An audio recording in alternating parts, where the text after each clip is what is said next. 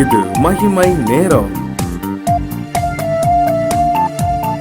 ஆண்டவராகிய இயேசு கிறிஸ்து நாமத்தினாலே இந்த 2வது நாளிற்காக நான் உங்களை வாழ்த்தி வரவேற்கின்றேன்.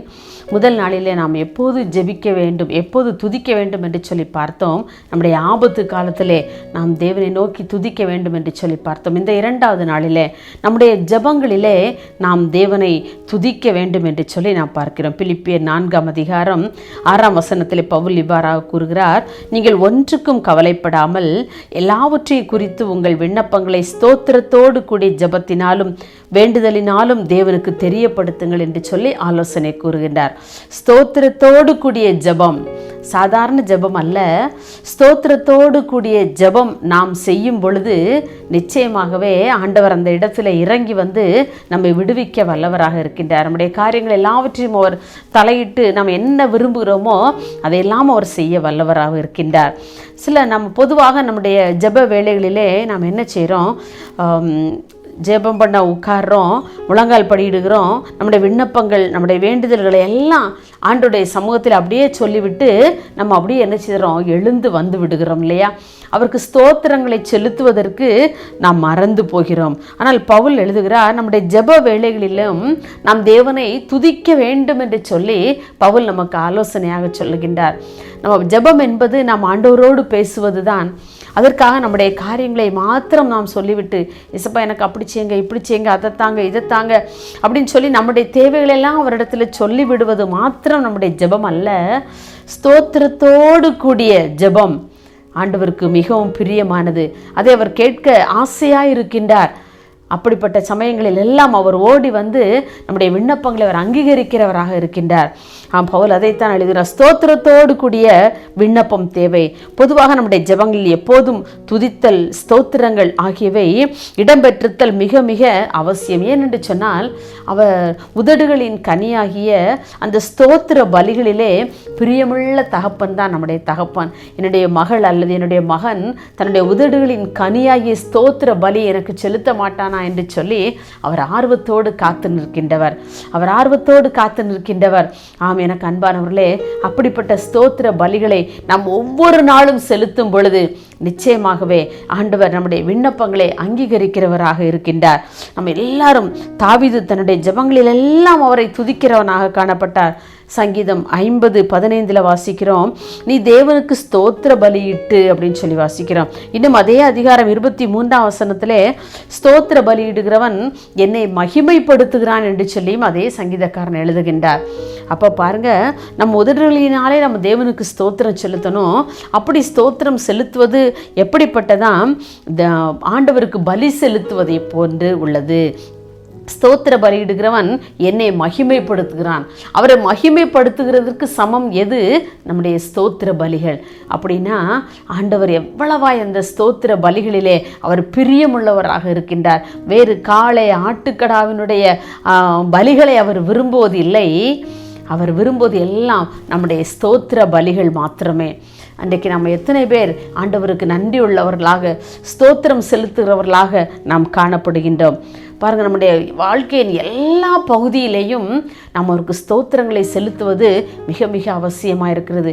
அப்படி ஸ்தோத்திரங்கள் நம்ம வேதத்தில் வாசிக்கிறோம்.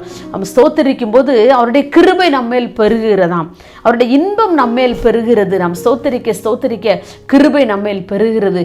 இன்பம் நம்முடைய உள்ளத்திலே பொங்கி பொங்கி வழிகிறது. ஆம், எனக்கு அன்பானவர்களே, ஸ்தோத்தரிக்க நாம் ஒரு நாளும் மறந்து போகக்கூடாது.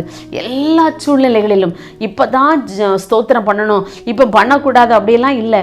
எந்த வேளையிலும் ஆனாலும் சரி, நாம் ஜெபித்து கொண்டு இருந்தாலும், ஜெப வேளையினாலும், நம்முடைய ஆபத்து காலங்களில் ஆனாலும் நாம் ஒரு நாளும் ஸ்தோத்திரம் செலுத்துவதற்கு நாம் மறந்து போகக்கூடாது. நாம் தாவீது ராஜாவை பார்க்குறோம். அந்த பெட்டி ஓபேத்தினுடைய வீட்டிலிருந்து எடுத்துகிட்டு வரும்போது எவ்வளவு ஆடி பாடி தேவனை மகிமைப்படுத்தி தேவனுக்கு ஸ்தோத்திர பலிகளை இட்டு அவன் ஆடி பாடி கொண்டு வருவதை பார்க்கிறோமே. பாருங்க, அவனுடைய வாழ்க்கையிலே அவன் ஸ்தோத்திர பலிகளை மிக மேன்மையாக கருதினான். ஆண்டவரும் அவனை உயர்ந்த மேன்மையாக உயர் ஸ்தலங்களில் கொண்டு போய் நிறுத்தினார். இன்றைக்கு நம்முடைய வாழ்க்கையை நாம் சீர்தூக்கி பார்ப்போம். ஆண்டவரே, என்னுடைய ஜெபத்திலே நான் உமக்கு ஸ்தோத்திர பலிகளை நான் செலுத்துகின்றேனா? என்னுடைய வாழ்க்கையில் நான் ஜெபிக்கின்ற வேளைகளில் எல்லாம் நான் கர்த்தரை துதிக்கிறேனா? இன்றைக்கு ஒருவேளை இதை கேட்டுக்கொண்டிருக்க நீங்கள் ஒவ்வொருவரும் நீங்கள் ஜெபம் மாத்திரம் செய்கிறவர்களாக அல்ல, உங்களுடைய ஜெபத்தோடு உங்களுடைய ஜெபத்தினுடைய உங்களுடைய ஸ்தோத்திர பலிகளையும் நீங்கள் சொல்லி பாருங்கள், நீங்கள் ஏறெடுத்து பாருங்கள். உங்களுடைய வாழ்வின் கட்டுக்கள் நிச்சயமாக அருந்து போவதை நீங்கள் உணர்வீர்கள். ஸ்தோத்திர பலி செலுத்துகிறவன் என்னை மகிமைப்படுத்துகிறான். ஆண்டவரை நாம் மகிமைப்படுத்தும் போது அவர் சும்மா இருப்பாரா? நிச்சயமாக அவரால் இருக்க முடியாது இல்லையா? நம்ம ஒரு மனிதனுக்கு ஏதாவது ஒரு ஹெல்ப் பண்ணிட்டோம்னு சொன்னால் அந்த மனிதன் சும்மா இருப்பாரா? அடுத்த முறை நமக்கு ஏதாவது செய்யணும்னு சொல்லி நினைப்பாங்க இல்லையா?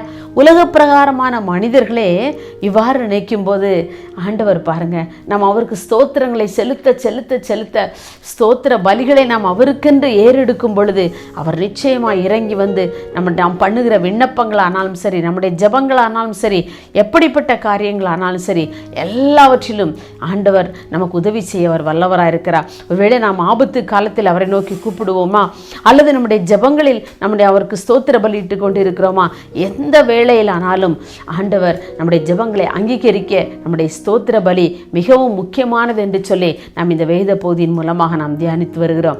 எனக்கு அன்பானவர்களே, ஸ்தோத்திர பலியிடுகிறவன் என்னை மகிமைப்படுத்துகிறான். நம்ம ஆண்டவரை மகிமைப்படுத்துவதற்கு ஒரு நாளும் நாம் மறந்து போகக்கூடாது. நிச்சயமாகவே ஒவ்வொரு நாளும் நம்முடைய வாழ்க்கையின் ஒவ்வொரு பகுதியிலையும் நாம் ஜெபிக்கிற ஒவ்வொரு ஜெபங்களிலேயும் அந்த ஸ்தோத்திர பலிகள் இருந்து கொண்டே இருக்க வேண்டும்.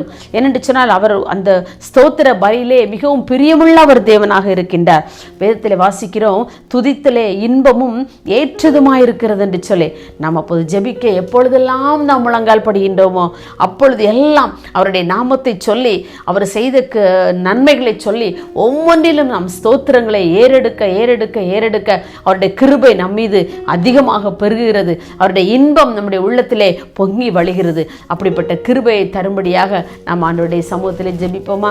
மகா இரக்கமும் கிருபை நிறைந்த அன்புள்ள சுவாமி, இந்த அருமையான நல்ல 2ஆம் நாளின் காலை வேளைக்காக உமக்கு நன்றி செலுத்துகிறப்பா. ஆண்டவரே, இந்த நாளில் கூட எங்களுடைய ஜெபங்களிலே ஆண்டவரே நாங்கள் உம்மை ஸ்தோத்திரிக்கத்தக்கதான கிருபைகளை தரும்படியாக நாங்கள் ஆண்டவரே பவுலின் மூலமாக நாங்கள் அறிவுறுத்தப்படுகிறோம் ஐயா.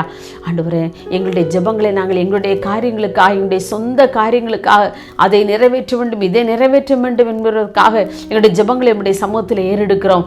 ஆனால் நாங்கள் ஆண்டவரே உண்மையாக நாங்கள் உமக்கு ஸ்தோத்திர பலியிடுவதை நாங்கள் மறந்து போயிடும் அப்பா. ஆண்டவரே, நாங்கள் உண்மையாக ஆண்டவரே ஸ்தோத்திர பலிகளை உமக்கு செலுத்தி நீ உதடுகளின் கனியாகிய ஸ்தோத்திர பலிகளிலே பிரியப்படுகிற தேவன் அல்லவா. என்னுடைய வாழ்க்கையின் எல்லா பகுதியிலேயும் ஐயா நாங்கள் உம்மை ஸ்தோத்தரித்து ஸ்தோத்திரத்தோடு கூடிய ஜெபத்தினாலும் வேண்டுதலினாலும் என்று சொல்லப்பட்டிருக்கிறது ஆண்டவரே. அதை போல நாங்கள் எந்த ஜெபங்களை ஏறெடுத்தாலும் ஐயா, எந்த விண்ணப்பங்களை ஏறெடுத்தாலும் அதை ஸ்தோத்திரத்தோடு கூட ஏறெடுத்து அந்த பலிகள் எல்லாம் ஐயா, அந்த ஸ்தோத்திர பலிகள் எல்லாம் உடைய சமூகத்தை வந்து எட்டி, எங்களுடைய விண்ணப்பங்களும் எங்களுடைய ஜெபங்களும் உடைய பிரசன்னத்தை வந்து எட்டி ஆண்டவரை எங்களுடைய காரியங்கள் நிறைவேறத்தக்கதான கிருபைகளை கர்த்தர் தந்து எங்களை வழிநடத்தும்படியாக நாங்கள் ஜெபிக்கிறோம் ஐயா. ஆபத்து காலத்தில் மாத்திரமல்ல, நாங்கள் ஜெபிக்கிற வேளைகளிலும் ஐயா உம்முடைய ஸ்தோத்திரங்களை நாங்கள் உமக்கென்று நாங்கள் செலுத்தி ஆண்டவரே எங்களுடைய காரியங்களை உம்முடைய சமூகத்தில் சொல்வதற்கு எங்களுக்கு நல்ல ஆலோசனை கொடுத்தீங்கப்பா. உமக்கு நன்றி செலுத்துகிறோம். அப்படியே செய்வதற்கு எங்களை தாழ்த்தி ஒப்பு கொடுக்கிறோம். இயேசுவின் நாமத்திலே தாழ்மையை கேட்கிறோம் பிதாவே, ஆமேன்.